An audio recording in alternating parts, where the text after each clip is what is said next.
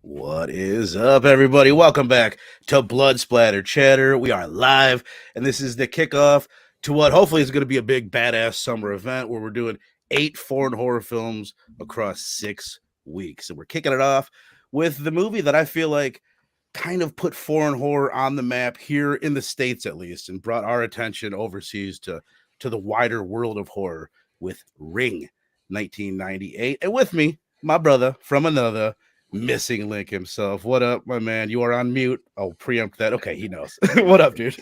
Making sure. It's really cool. Good to. I just want to talk. Get to talk now. Thank you much. Many thanks to you for this mic. I can never thank you. But Hell yeah, doing. brother. I've never seen this movie before, bro. Before you put it on summer broad. Always to get around to it, and like as I saw Ring way back in the day when it came out, Mm-hmm. and I don't know. I never got around to it. As many like J horrors I've seen, I was shocked that it came out in 1998 and it had my man's Right. what is Yeah, he's dude. The dude's in everything. Now, this is a first time watch for me. So, Link, you said it's first time watch for you. And Stu, was yes it a sir. first time for you? Yeah, first time for me as well. I'd seen, the American version in theaters, but this was the first time watch for the Japanese, man. It blew me away. Yeah, Hell yeah, man. No, great. I'm very excited about this. And like, kind of as I said, like the reason why I picked this one is just what I said. This is the movie that opened up the world to foreign horror. Didn't open up me to foreign horror until very recently because, as I said, I had never seen this. But as I was doing the research and looking into it, first off, the first thing, let's just clarify, it's Ring. There's no such word as Ringu, which I've been calling it up and leading up to Yeah, it. that's what I called it last night. Yeah, on the on the first of all, on the new 4K that just put out, they're like, "Fuck it, it's Ringu." People are be confused, just call it Ringu. But on the special features, there's like 3 or 4 people being like, "That's so stupid. It's not a word." But basically, where that comes from in Japanese characters, nothing. There's always a combination of a consonant sound and a vowel sound, and you can't end a word without a vowel. So in the translation, it's just like Ringu, but you're not supposed to say it like that. The U is basically silent. So that's the first clarification. And then the other thing, just kind of looking into it, I went into it knowing like, okay, this is a big influential movie, right? But like the just how influential I didn't fully grasp until like really doing the research. And it's like what we did. America saw this, they saw the success of Ring. It blew up in Japan and internationally. And we took that obviously in 2000, is it one or two? 2001 for the remake, 2002 for the Yeah. remake. And then it's like we didn't just like start finding all these J horror movies and remake them. Japan realized like, oh, if we make a movie that they like and they remake it, we're gonna make a shit ton of money. So like we really influence their horror, and it's like this kind of circular kind of thing that's pretty interesting. Yeah. But clearly there's a whole list of them that came out after this. There was Ju-on the Grudge. Where's my list that I had? Oh, you son of a bitch. I Ju-on the almost Grudge, Dark Water, which Yep. was one that was made by Hideo Nakata, the same guy that directed this movie. One Missed Call, Pulse, The Uninvited was A Tale of Two Sisters. That was a remake. Then they switched the name. But and they're like everything I'm reading on is like, and then it pretty much phased out. But like I look at it and I still see the influence of this movie in like all of the movies that I'm not that into that come out right now. You know what I mean? Like the Conjuring type movies. Not that I'm hating on the Conjuring specifically, but those type of movies, I don't think we would have got James Wan and that style without the J horror movement. Maybe I'm wrong, but that's what like the connection I see.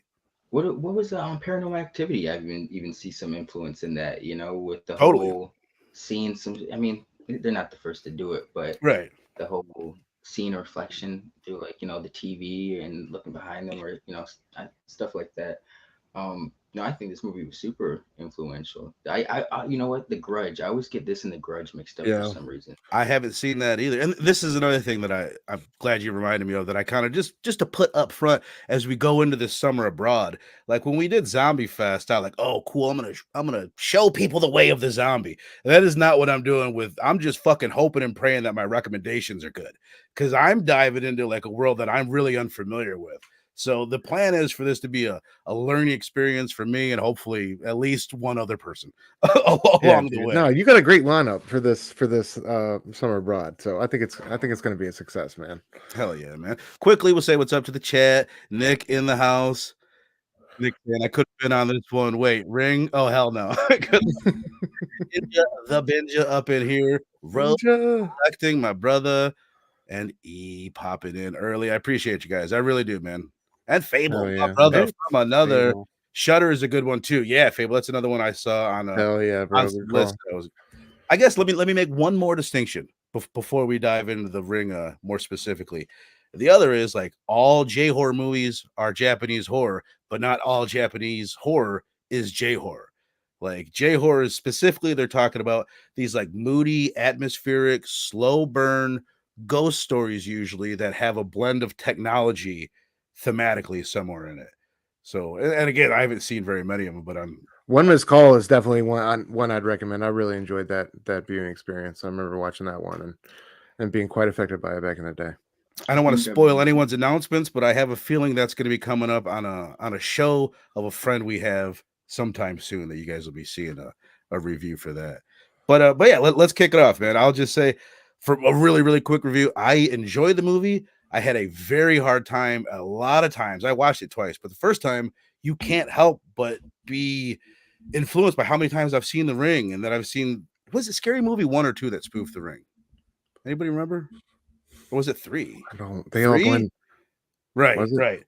But that's what I'm saying, man. I have a hard time. Like when she's coming out of the TV, I'm in my mind, I'm like, Sydney, this bitch is getting water all over your floor. You know what I mean? Like it's really hard to detach myself personally from the Shit. remake and all the spoofs that have been done on this movie. But having said that, I like taking my mind out of that. It's clearly much slower, much more moody and more atmospheric, scarier to a degree, way lower budget.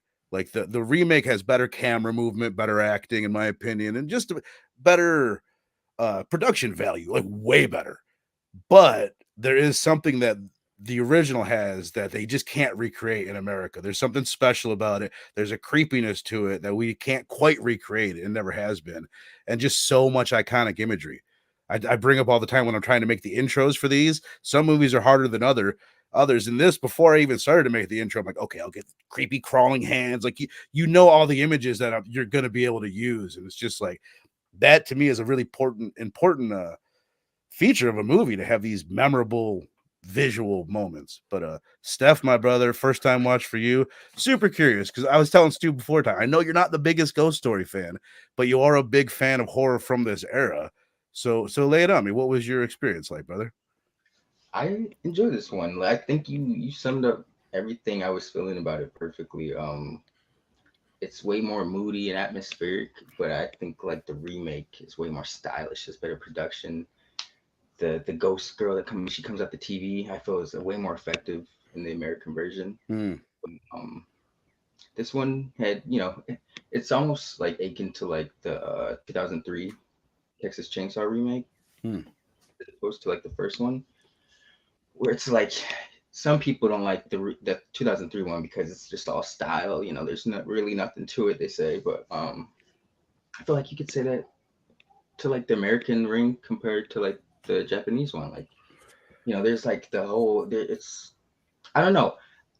I really should have done a rewatch on the American one because I don't know why the guy wanted to help Naomi Watts' character. Was it like the same plot? Like he's an ex-husband or something? Yeah, it's a little bit it's still subtle. Like they show those characters together for a while before they tell you like, oh, that's the dad.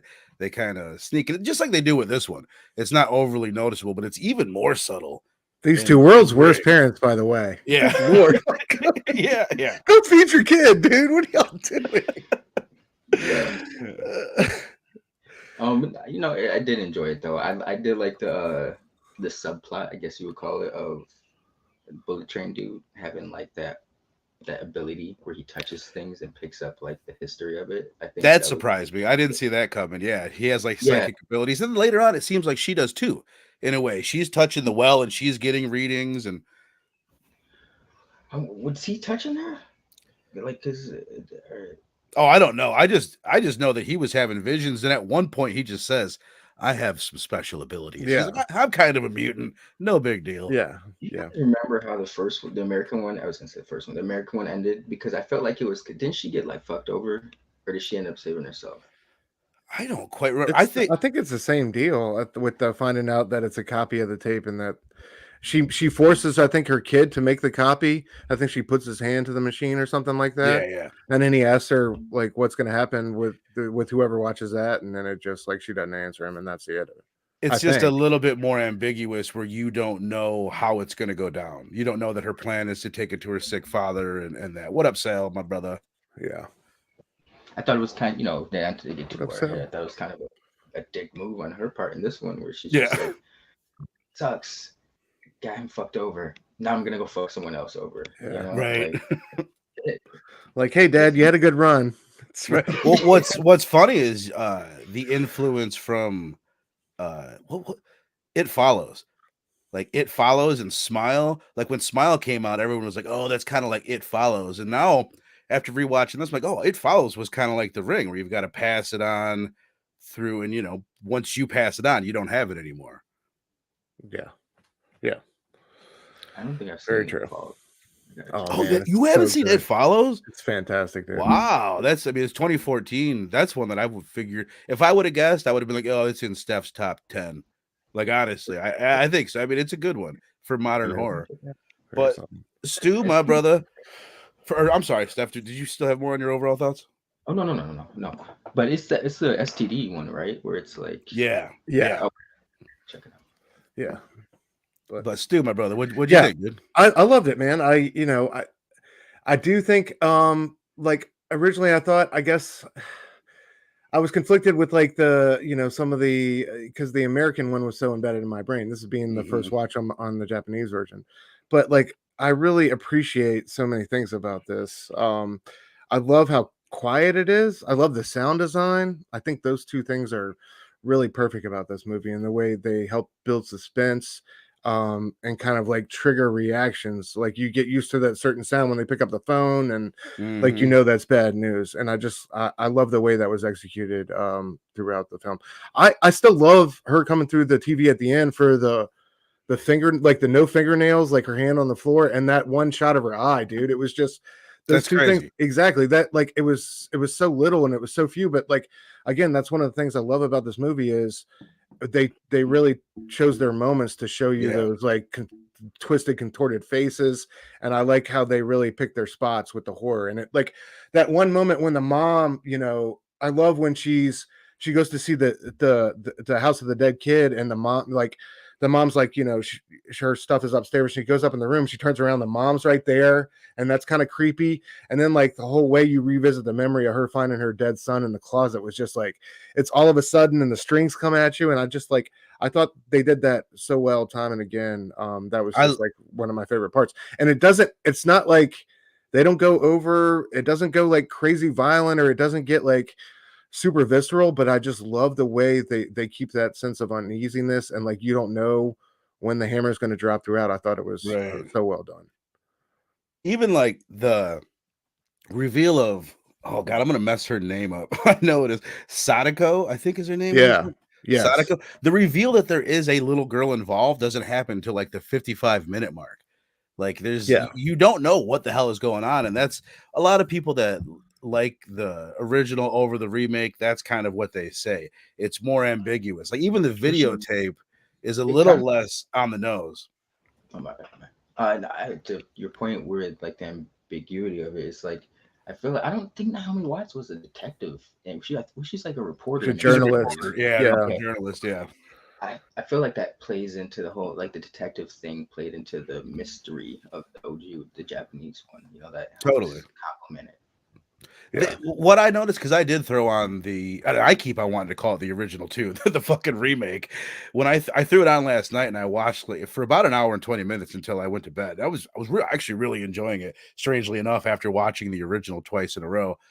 But it seems to me like what they did, it was actually really interesting to watch this twice and then watch like what would a Hollywood studio with a bunch of money do, but they added a lot more like traditional horror set pieces.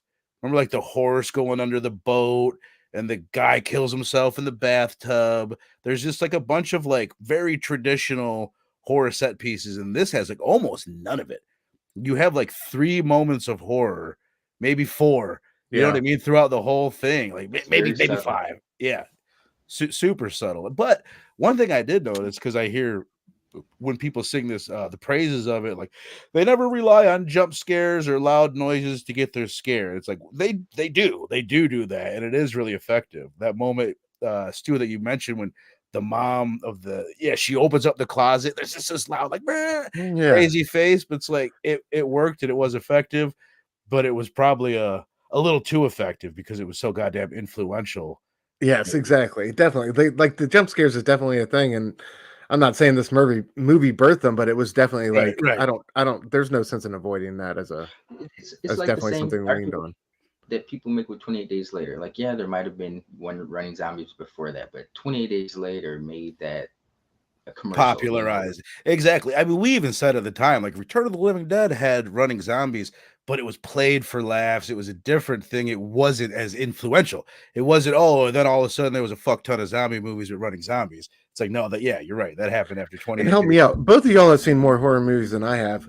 Who really was it them that really like because that whole turn off the TV and see the creepy reflection type of scene that everybody seems to have in a movie these days? How long has that been a thing? And like what's y'all's earliest recollection of that? Because I was thinking about that in that scene where she first watches the tape, she turns off the TV, and their homegirl is in the background. Like I was like, when is the first application or that, or I don't That I know. was wondering that too, though. That's a good question. That's a great question for AI that I will probably ask after the show. But that's the type of shit that I will be like, "Hey AI," because sometimes it's hard to Google that. I Yeah, I right. I It's a know hard thing to ask. while reading about like the horror tropes of J horror, that was one specific thing that was mentioned that was kind of credited to this movie. I feel like it shouldn't have been. You know what I mean? It's 1998. You're telling me nobody fucking did that in the 80s? Yeah, I don't know. I feel, but it's a good point because hell, maybe not. But I think of stuff like that. It's like a cousin to Michael Myers standing in the background yes, kind of thing. absolutely, And dude. it's one of my favorite ways to generate fear in a film is when you have to search around the screen and like movies that get you looking around the screen for shit are cool. So true, so true. Great point. Yeah, hell yeah. I guess we've already touched on it a little bit, but I feel like it's so fucking iconic that it's worth kind of hitting some of this linearly like going through the movie. So let's talk a little bit about the opening scene, which we've all seen many times in the remake. We've seen it done in Scary Movie, and to me it's like it feels so much like Scream, obviously. And even when Scream did the opening scene, bring, and you're answering the phone, they did that because it was already a well-known horror trope, and that's what that movie was about. So then for Ring to do it 2 years later in such a similar thing, but to me, it's kind of a similar thing where I'm having a hard time taking my mind out of it, but conceptually, it's cool. So, Steph, what do you think just about like the opening scene? Is it still effective at all for you? And then just the concept and what it delivers to us, the idea of this cursed videotape. I say yeah. I enjoyed it quite a bit. It had that whole Boy Who Cried Wolf thing where it's like the chick was saying like she didn't watch it, but then she said it was true. She did watch the video. That's what I got from the. Mm-hmm. And she ended up getting fucked over for it was like karmatic. Karmatic sounds good. Even if it's not right, I'll use it in the future. That's a Manny word right there. But I think they did it in I wouldn't say it was like them copying off Scream. I think they worked it into it was Their a idea. but they did it their way.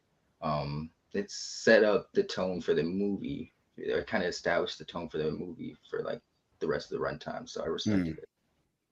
Hell yeah, brother Stu. Yeah, I mean, I don't know. First off, I wanted to highlight what Sal said before I lose.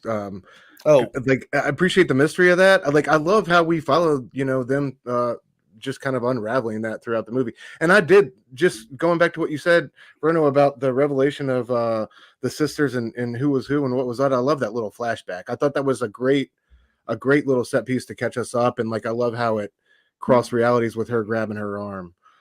Yeah, that's one of the scariest moments in the movie. Right? Absolutely. But I don't know. Where were we at? I'm sorry. Just the opening scene.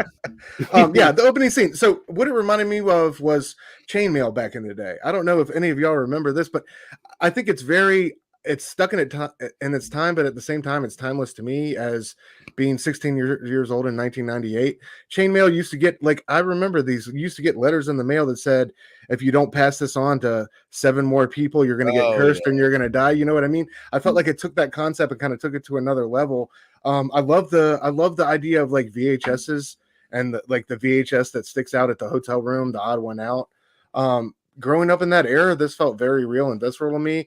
I'm happy to hear like people like Link, who were, eons younger than me, talk about like it still has some type of it still hits for them and it still works, because I was worried that would kind of get caught in the the physical media of the times, but I still think all these years later, it definitely works, regardless. I was 10 in 1998. I just want to establish. All right. I'm trying to look up. You guys are gonna fucking laugh at me. I looked into. Oh, it was so cool. No, I've been talking to AI so much that I can't find it. Basically, I asked AI. I was like, "Hey AI, save the Ring. Say Ring was written today, taking today's modern technology into account and social media and all that." And it blurted out this fucking crazy story that I was gonna go and lay it out to you. Whatever. Maybe at the end of this thing, but I want to hear it now, man. Yeah, no, it was cool. It was like, it would be like a social media, like a challenge. It would be like a part of that. I don't know. They had some pretty fucking interesting ideas, but it also seemed pretty non-cinematic, because so much of it was taking place on your phone and shit, which is what so many people run into these days. Yeah, absolutely. Marvelous Wonder up in this house. Hey, we love you too. Thanks. We love you too, brother. What's he got to say? Man, I wish I had seen this version before the remake. Totally. That's the truest statement. I feel the same way. I feel like part of the charm is unraveling the mystery, somewhat finishing returns. Yeah, up on a rewatch. The other thing that changes in the remake is it's a half hour longer. It's crazy how much they don't do of the investigation in the original. Like, there's nothing about horses in the original. There's the bit with the bathroom, or the guy killing himself in the bathroom. Like I said, that doesn't happen. The way that the guy character goes off and does his separate investigation that takes a while, they don't split up in the original. Like they do at the beginning, and then once they get together, they're pretty much together, and they unravel it like that. They just like ask a couple questions, talk to a couple people, and it's fucking over. They really don't string out the mystery at all. Yeah, very true. What I got one question from the original. All right, so there's a scene where the detective is sitting in the park, and this is mugging me, and he's sitting there, and this woman, this ghost-like figure with a white dress and white shoes, comes up. Who is that? Because he seems bothered and perturbed, and this seems at a point in the movie where like this furthers him down the path. This shows him like that whatever he's working on or whatever is going on right now is real, because he has that first kind of like interaction with the spirit at the apartment, and he chooses to ignore it. But like I was always wondering that, and that bugged me, on first watch and on rewatch. I wasn't sure if that, because I didn't really piece together that he really had that type of ability until he like touched something and got the history of it. Mm-hmm. So I'm wondering if that was because initially I thought that was like because he watched the tape. That's like the ghost. That's what I thought. Right.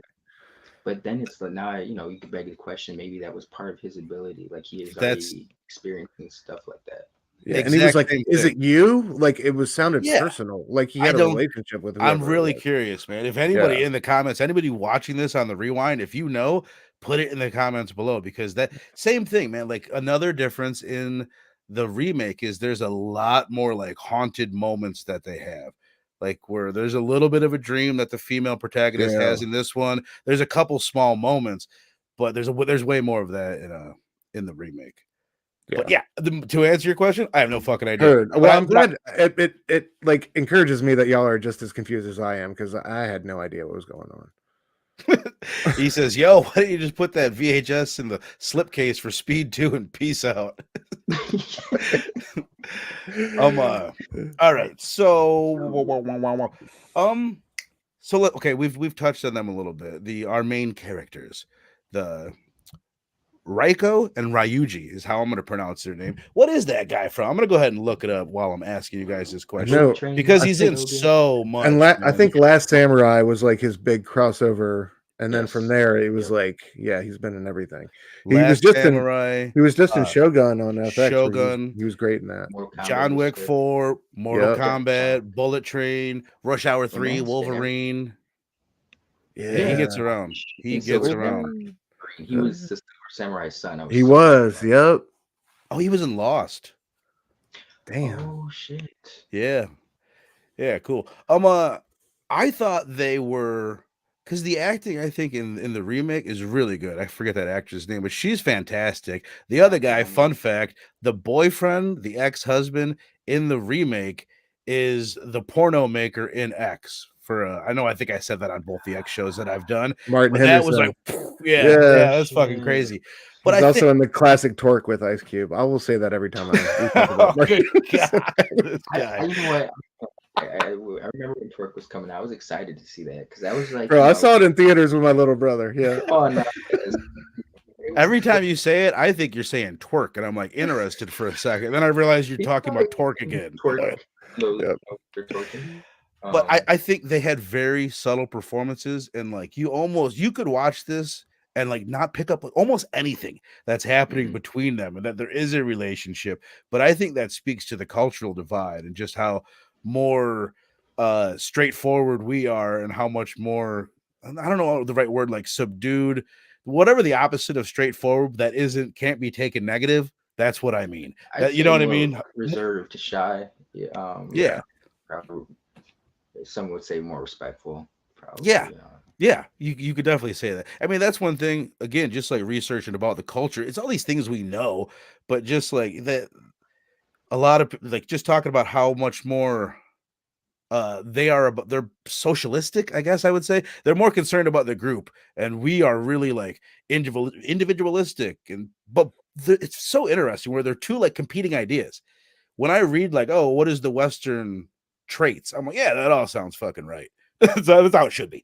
And I'm sure when they read the Eastern traits, they're like, yeah, this is fun. You know what I mean? Yeah. Like it's really interesting how opposite it is, but it's like having the left brain and the right brain. It's good to have these two sides that are both doing things different. And we can all learn from each other. It's like, it's so cool that they developed so differently than we did culturally, and we could share it. But anyway, And I love how fear is the bonding factor. You know what I mean? Like, and it's so cool. Fear and laughter. You're right. Fear, laughter, exactly. love. Yeah, exactly. Now, with that being said, Verno, with you saying you couldn't really pick up on their relationship, but would you say you enjoyed not the OG but the remake OG? Would you say you enjoyed their rapport more? I don't know. I mean, I never really loved that aspect in either one of them. I think I like Ring better because after watching it a second time, I did pick up it all is there. It's just more subtle and it's cooler. It's more interesting because of that. But not to take anything away from what they did in the remake. I respect both, but I think what it does is shows you the differences in our culture, which is what is cool about it. I don't think if we would have done that in our version, it wouldn't have worked. We would be like, what's this boring shit? Why are they being so weird? You know what I mean? I think they're cool, like you said. It's a cool contrast to show like the differences in culture. You know, their approach to filmmaking. Hell yeah, man. Stu, my brother, I think you're gone. Okay, he's gone. So we'll just move on with I guess that, man, the investigation portion of this thing, which I said is pretty much fast forwarded. We have our female lead. She goes to the cabin. She watches the video. She looks at some pictures. They go to the old man's house. And basically, I'm going to go ahead and lay out the story as I have I've written it down because I'm like, what does happen in this fucking movie? Here's the story. Okay, here's the story of Ring, just told if you're not trying to make it mysterious. There is a woman named Shizuko. She's the hair combing lady, right? She's a mutant. She's a goddamn mutant. She can predict the future. And she predicts that this volcano is going to erupt. It erupts. Then people are like, whoa, we got to check her out. This doctor comes in. Her dad calls a doctor, says, all right, doctor, you're going to come in, test her out. He's like, dude, she's fucking mutant for sure, 100%. They're like, let's show everybody at the town hall that she's a mutant. And they go and they give a demonstration. People freak out. They're like, this is bullshit. And then little do we know, she has a daughter that might be the doctor's daughter. That is Sadako, right? That's our fucking ghost. When that dude says this is bullshit at the demonstration, Sadako with her mind kills that guy. So they're like, oh shit, she's got to go. The guy that we think is her dad fucking hits her over the head, throws her down a well. She spends 7 days down there and she dies, and she somehow curses this tape. Now, the one thing that's kind of left out of it that I read about, someone said that this is the most Lovecraftian story ever written. And it's like, well, they say at one point, they're like, I don't even know if that is her dad. And like the theory is it's kind of teased as the series goes on, but they never go anywhere close to confirming it, I guess, that like her dad might be some sea monster. Part of the reason why they keep showing the ocean like all the time. And like, well, And why how she's she used to talk to the ocean in another language. yeah. Type of So deal. it's pretty fucking cool. Like that, That's you cool. never hear the story. Like if you were to ask me ahead of time, and I've seen the original or the remake like 4, 5, 6 times in my life, like what's the story of the ring? I would have been like, I don't know, this girl. Well, you know what I mean? There's a lot, and I don't know what they change about that. They do change details, obviously, in the remake, but it was always a little like not super crystal clear to me what the fuck happened in the ring. But now I know. Now I've got it crystal. Yeah, absolutely. It's definitely like an X. It's like a lost X-Men arc. You know what I mean? Yeah, It definitely feels totally, like that. totally. Yeah, it definitely feels like a missing X-Men story. What did you think, brother, of like just like I think you were gone when I was asking the original question that led us down this road, the investigation, like how they got to that story, and then like what was revealed, her going to the cabin, all the stuff they spent together, the two I loved it. I like, parts of it were a little loose, but I still loved how there was like, it started out with her interviewing the kids and kind of not taking it seriously, and then she decides to check that newspaper right at the last minute before leaving the office, and it confirms like the two right. kids were found dead, and I just like how they follow the cookie crumbs, and like each one kind of opens up into something crazier. Like you're really onto something when they're going through the video of them finding those kids in the car, and that girl falls out, and you see her face. Like that's one of the first times like you're like, all right, like like something's crazy is going on, and like I like how that she didn't doubt it, and I like how when she got her ex-partner involved, like he was a little skeptical at first when he watched the tape and didn't get the phone call or whatever, but like he eventually came to believe very quickly. And I like how they were just kind of like it was like that unspoken bond between them, and they were working together towards that goal. But I loved it, and I echo what Sal and E have said in the chat. I thought them and Inja, them unraveling the mystery, following that following those clothes bit by bit. It felt like a scavenger hunt at parts, like, you know what I mean? Like, and I love the tape and them dissecting all the different parts of the tape and how that came to be. Like, I thought that was brilliant, and it was a really good, solid center of the story, which they could pick from whenever they kind of wanted to. I thought that was a really well designed storytelling device. Hell yeah, dude. I'm glad you brought up the tape because I actually don't even have it in my rundown. I don't know if I had ever sat and watched like the original version of the tape. I feel like it's much shorter. Am I tripping? But like, and it's also it's short as shit. It's unnerving though. You know what I mean? Yeah, Like what'd you think of it? start to finish, just start to finish. Like the lady brushing her hair in the mirror, and then like when you start to get the details, like she breaks it down, and like you see what's her name? Sadako, and on the other side of the mirror, and then you start to learn what some of these images are, like her looking up from the well up towards the skylight and seeing her dad. Like it's haunting, man. And some of those images, like the towel over the head and him pointing, it's just like that use of imagery was very striking. That to me, that was for some reason that image really stood out. I don't have any like explanation of how that ties in. That was one criticism I heard, that in the American version they tied. This was the criticism. They tied too much of the tape into the narrative. In the Japanese version, it was more ambiguous, therefore more creepy. I've also heard there was like cultural differences, why like some things would be more scary for them and effective for us, vice versa. But I didn't take the time to look into what the fuck that was, other than the eruption bit with all the Japanese characters moving around where it said eruption. clearly they've got Well, bigger issues. I thought it was fascinating how they tied it to her ex-partner in the end. Like that was him when she saw him pointing at the purse and she found out that it was a copy of the tape that way.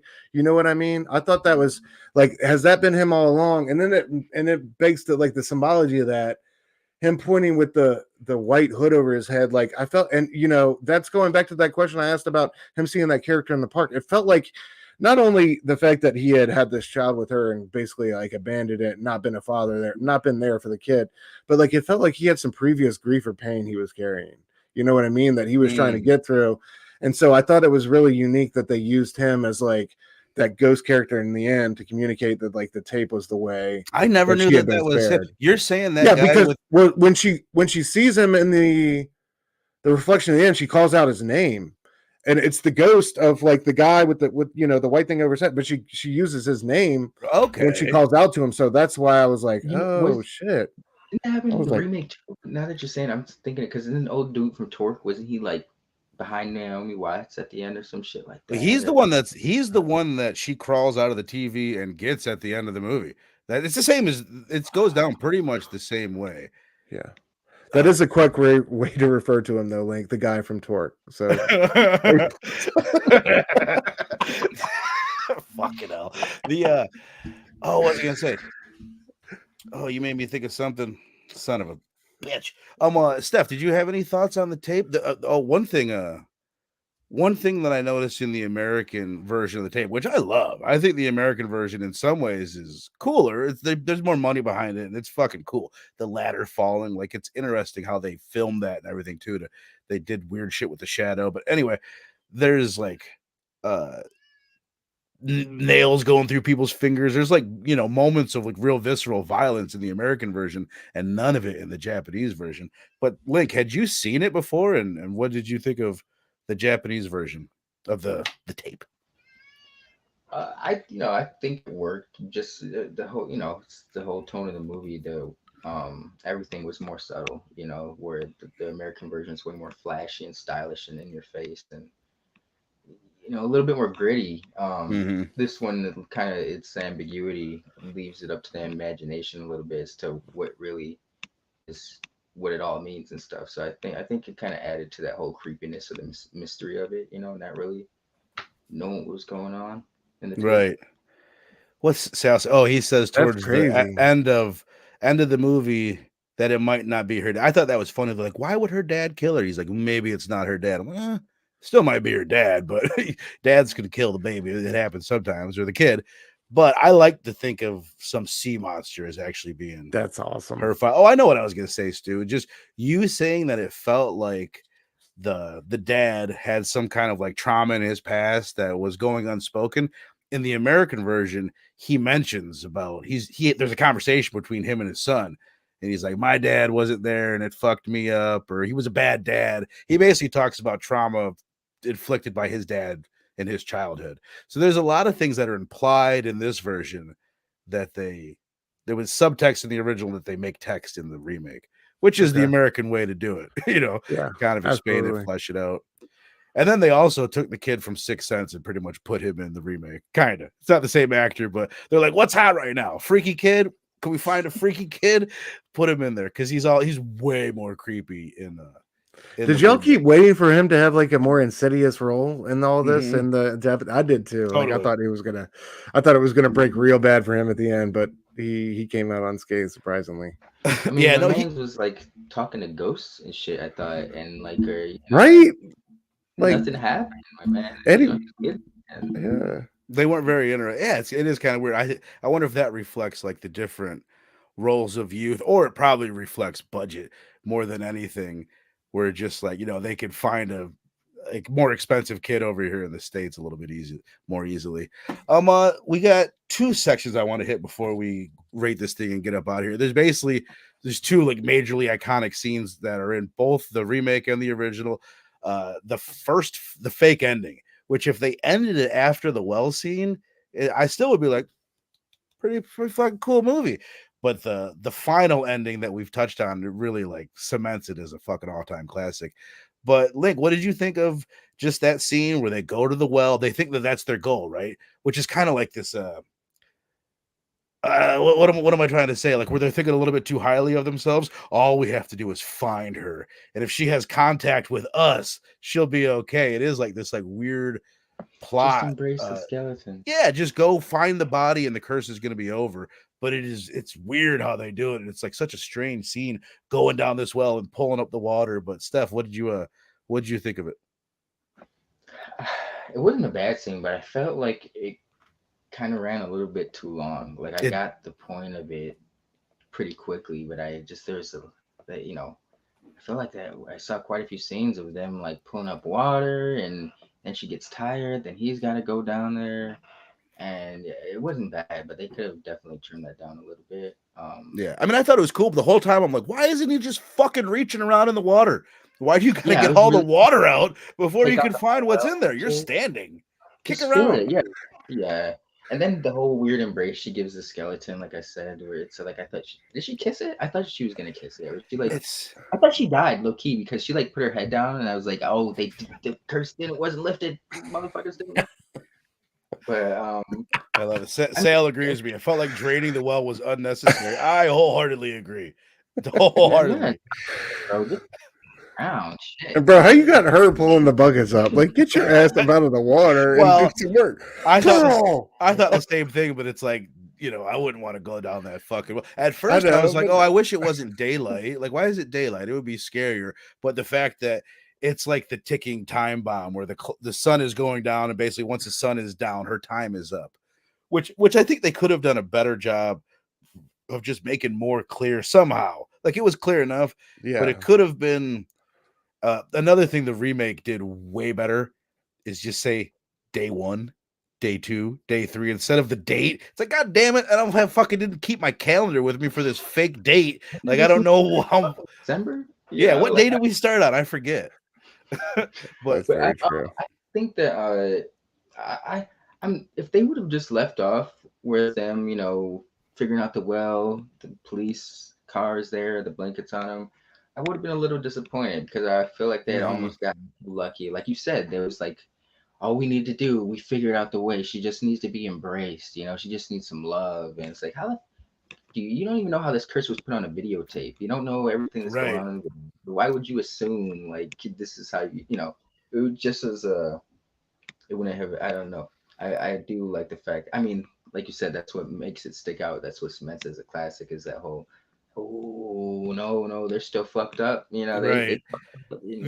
The other thing that makes me laugh is afterwards, after dude dies, she's like, what did I do different? What did I do that he didn't do? It's like, bitch, you crawled out a fucking well and held her like you were her mother, like you were gonna breastfeed her. He didn't do that. You don't think that maybe that was it? You're gonna kill your dad? You sure? You want to double check?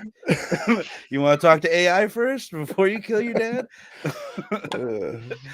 But I will say the images were awesome. Like the two images where she like peels the Oh, hair off so her good. skull, reveals the skull, and then it's like The crying. the This green goo, so good. I love That was that. that was fantastic. I love that part, and like I don't know, I love how she brought her close, and then they got like even closer for the creepy hug. I was down for it. Like that part worked for me. But yeah, I completely agree with what y'all and Sally are saying about the draining of the well. That was wild, and I didn't know what we were doing after a while. Like Right, it's hours. We're talking about hours and hours. Yeah. right, right. I wish. Wait, Also, whatever happened to old boy who thought he was going to get killed by her but didn't? Like, wasn't that her? The one who dropped her, the one who took him out there against the Oh, the storm. dad. Did he just make it? yeah, I He don't know he what's just up with him. Yeah, okay. I felt like he would was surely he catch some wrath. was he the character that kills himself in the remake, or was that like there's the doctor and there's the dad, and maybe I'm mixing those two up. You know what I mean? Like, you guys remember the guy killing himself? He's Stryker from the X-Men movies. And he's the one that killed himself in the bathtub. It's fucking crazy. Super intense scene in the remake. Oh, I know. Sal just made me think of something that I wanted to bring up. When the kid watches the tape, that's maybe my favorite moment of the movie. Yeah, She's having this weird dream that's like really freaky and it's kind of reminiscent of the videotape. And then she wakes up and it's like, I don't know, so well done when she sees that, oh, he's watched the tape. And when they do it in the remake, that's really, really good too. But that's definitely a scene that I prefer. Yeah, I love how like in each Exactly. time, like, you know, she's getting more and more out of the well. She's getting farther out. Like at first it's just one hand, and then it's, I think by the time the kid's watching it's like two hands and a little more. Like Yeah, I thought that was such a great move. it's like a Kendrick Lamar and fucking, you know, that when he's doing that. I remember I was conflicted. You know what I'm talking about? It's like so fucking brilliant. All right, Yeah, it is. so all right, we've touched on a little bit, but one of the most iconic scenes in American cinema history, one of the most iconic scenes in Japanese cinema history, is when she finally does come out of the TV at the end, which basically we explained it. That's how what we end up finding out is the way it works is you make a copy of the tape, you pass it on, you're good. You no longer got the clap. You're going to be just fine. The itch will go away. Give it 3 to 5 days. And now someone else has fucking got it and they're screwed. So he ends up dying. And the one scene that I didn't get to the end of the remake, so I don't remember. Do they do the eye bit in the remake? I don't feel like they do, because that is like The cross-eyed joint, like the where shit.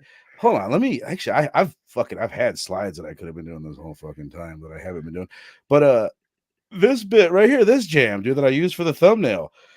It basically it shows her like this. She comes out and then she's just standing there for a minute. They don't have the budget. They don't have like the glitchy technology. So it's like it's different. It's not like quite as effective in its own. It's just different than the American version.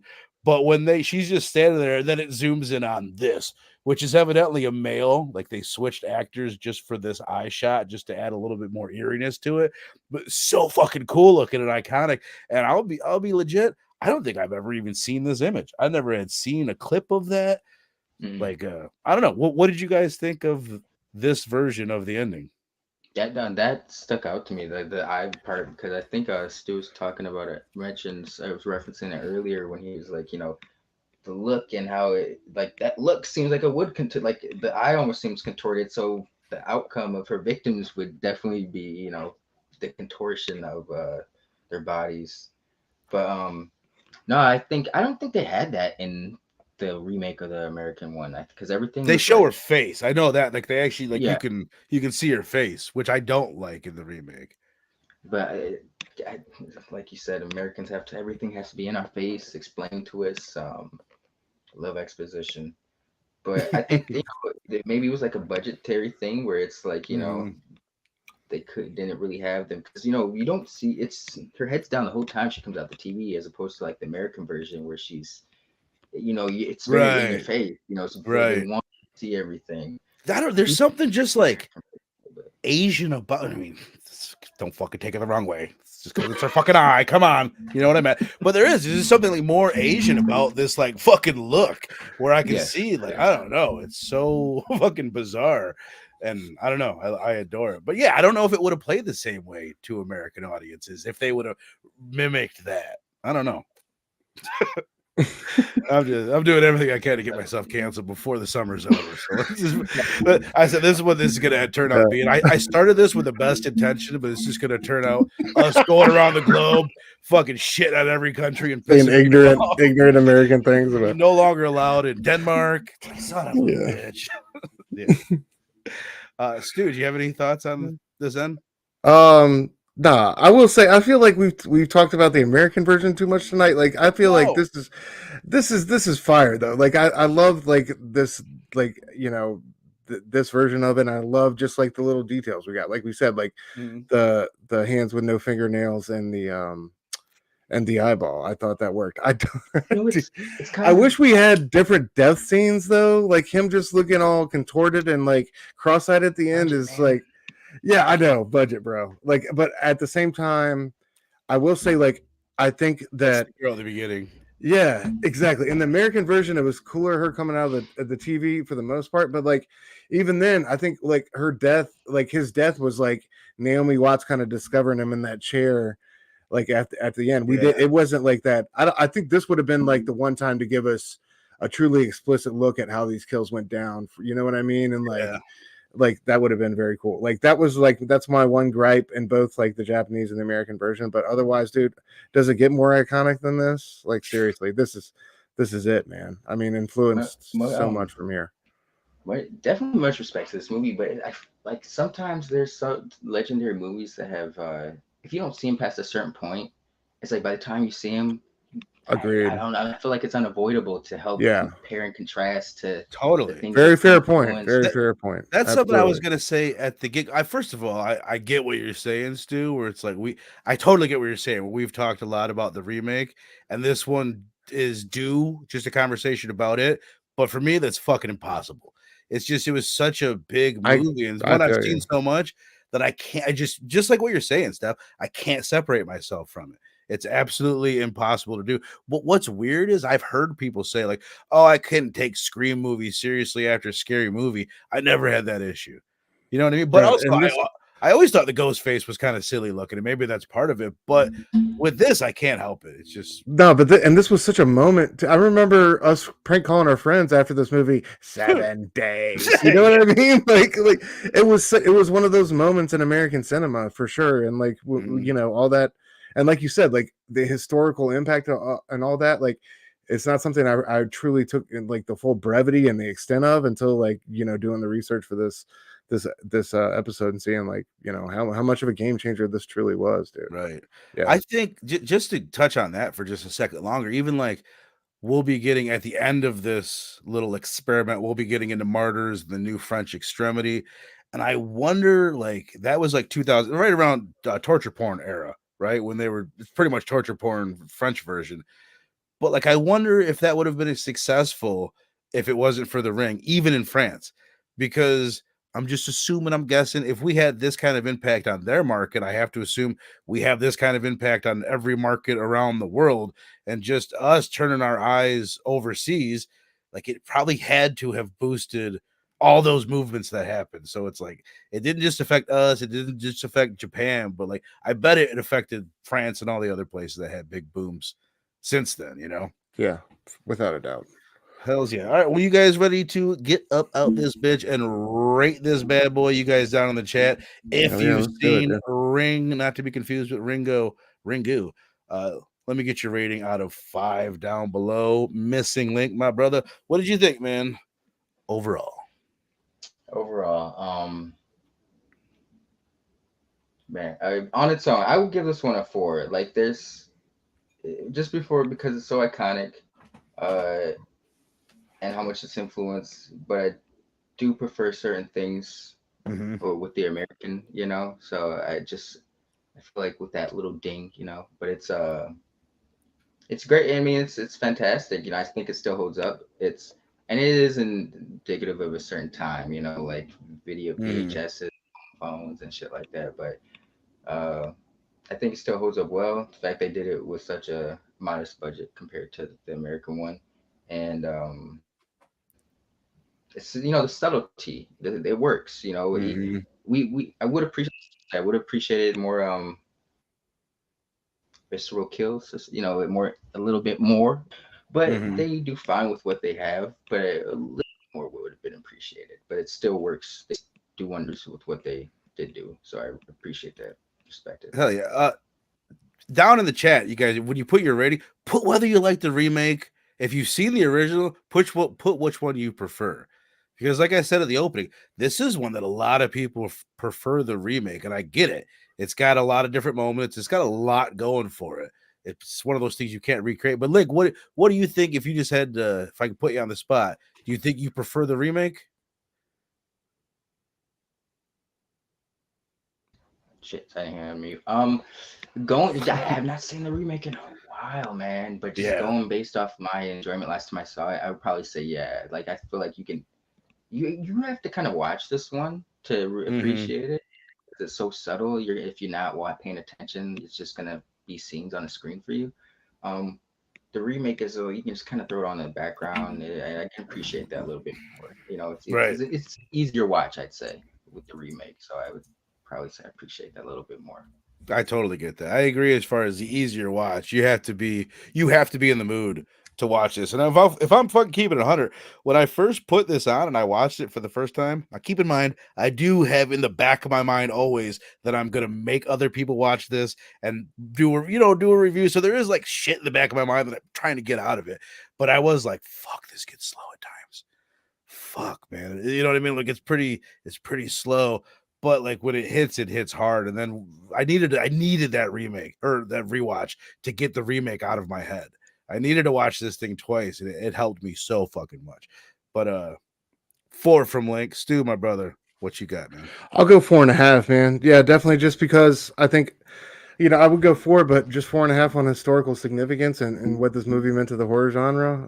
I'll, definitely bump it up. That's an appreciation I had, kind of, like I said, gathering info and my opinions on this second watch. I agree. I'm in the same boat as Link. Like, I do love the remake, but it's been forever since I've seen it. Right. So, I don't really want to pick one of the over the other right now just because it's been so long. But yeah, I just want to shout out the original, man. For my first time seeing it, what are we, 26 years later, still has so many redeemable qualities and performances. And yeah, this was great. This was a super dope look into the original, a movie that meant so much to us over here in the American audiences. Like, this was, like you said, this was the big bridge between us and J horror. So yeah, it's been fascinating kind of trip down memory lane watching this one, and also seeing like one of those first huge Japanese movies and them really kind of sticking their flag on the moon. So this has been awesome, dude. I definitely, yeah, 4 out of 5 for me. 4.5 out of 5 for me. Yeah, it's been great. You're muted, bro. Hey, there we go. I love it. I said so many nice things about you, but I'm not going to fucking repeat them. I love this. Steve says, E says, I'm still wrapping my head around. I need to read it up here where I can fucking see it. I'm still wrapping my head around the notion of this horse loving well girl being fathered by an extra dimensional squid god.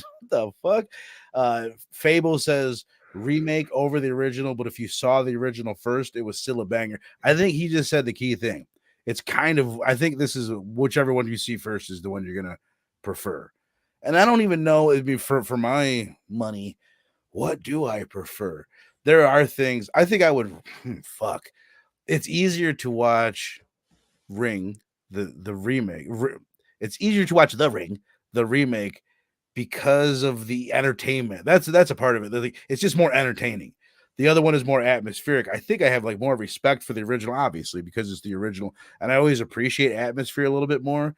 The other thing that dings the fucking remake is it's a half hour longer, and it's like they do good stuff with that half hour. They fill in a lot of backstory, but they're also like showing you videotapes of them interviewing Sadako or Samara in that version, and they are like over explaining like too much. So I wish there was a happy balance. There could be an edit on that version that could make it even better. But I'm gonna go with a 4.25 because it's not like super my fucking jam.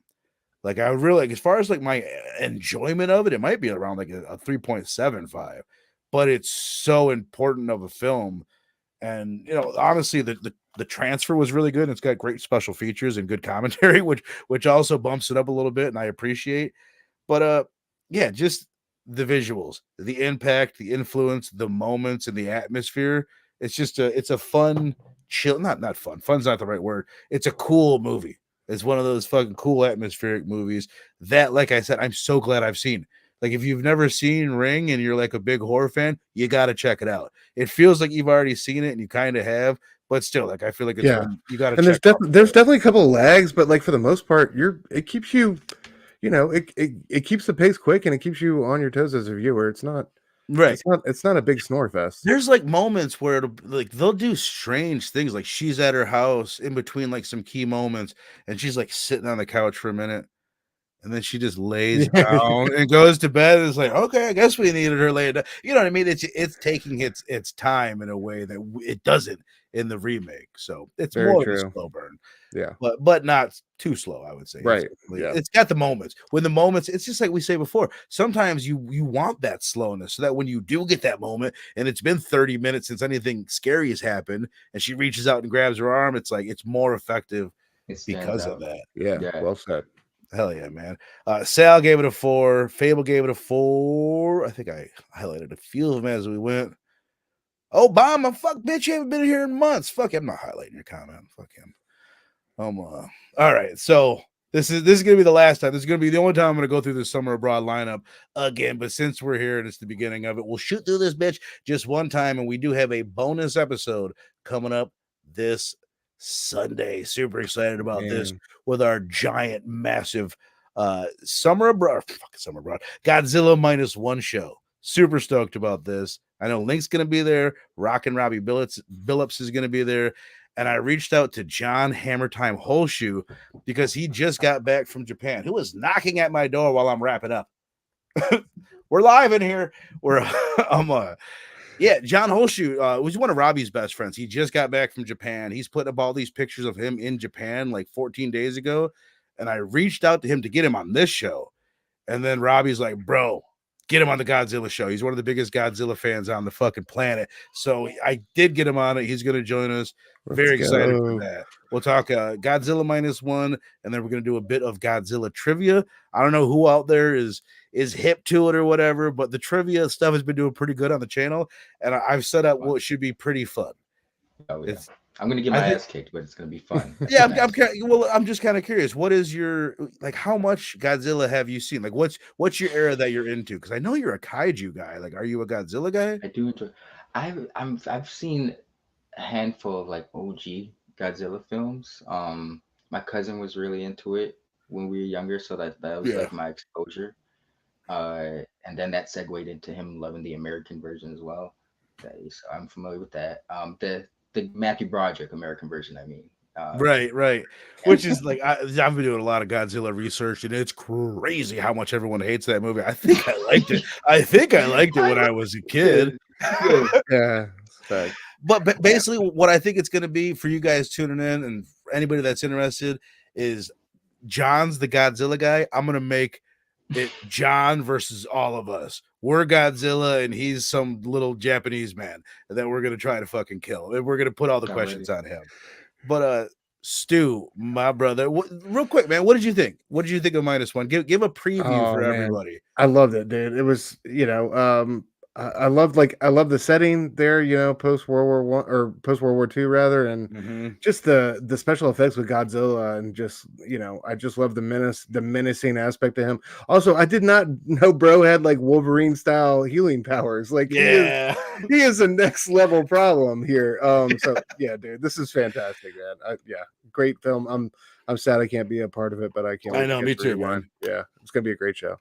Hell yeah, man. I watched it a few days ago.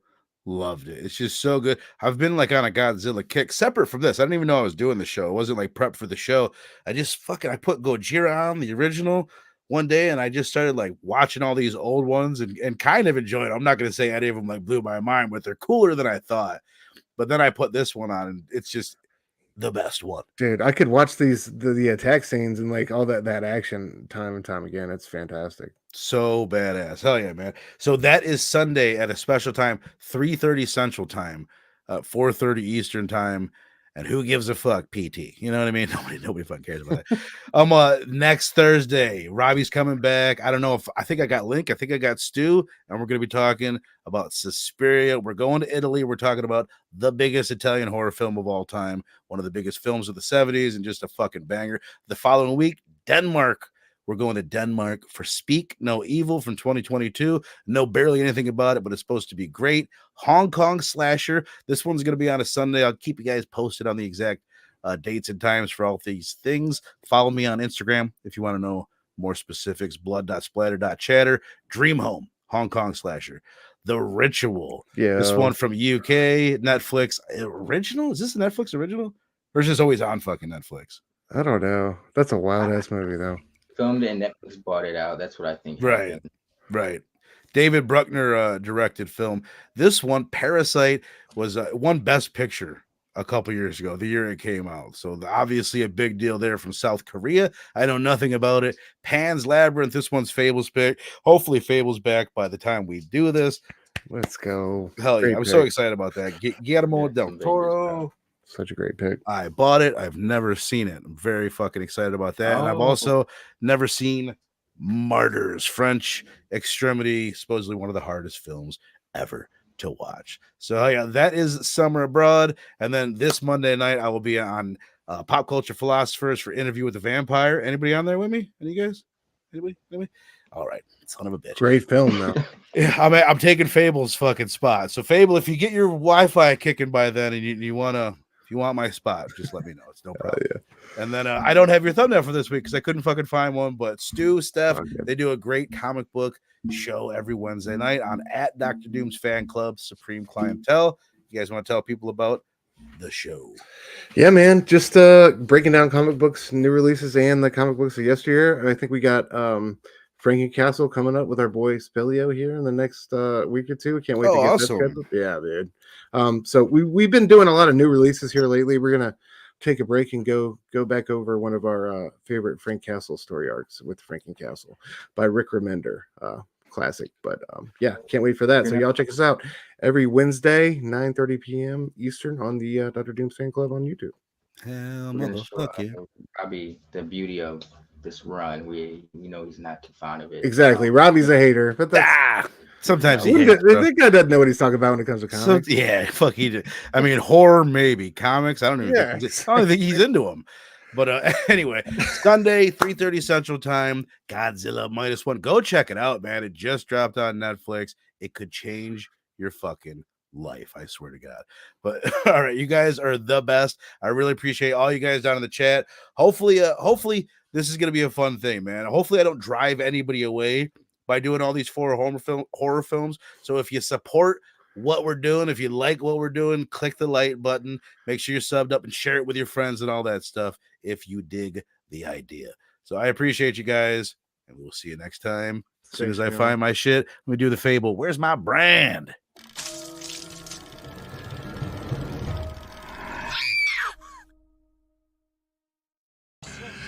That will be quite enough of that.